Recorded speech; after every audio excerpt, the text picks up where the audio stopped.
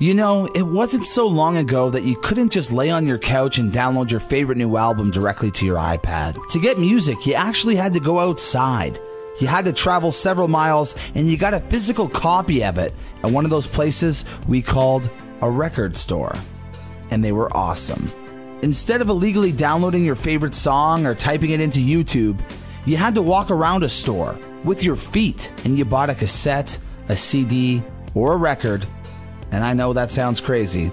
It could take a while too, especially if you didn't know exactly what genre your favorite band was in. Was Metallica rock, hard rock, or metal? Was Elton John pop or rock or both? The Beatles, were they in alphabetical order under the T for the or B for Beatles? And I know you probably never heard of those artists, and that's too bad. If the albums you wanted to buy were out of stock, you had to ask that creepy music nerd when the next shipment was coming in. And if he wasn't too stoned to answer, he probably gave you the wrong answer anyways. We used to wander the aisles buying music based on a cool album cover or an obscure band name. What the heck was a Def Leppard? But we bought it anyways. Now record stores have gone the way of active MySpace users. There's barely any left.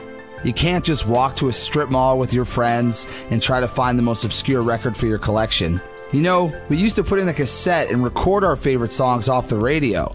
And we hated when DJs like me talked over the intros and they ruined our recordings. Believe it or not, we used to wait outside these record stores for hours to get a midnight release.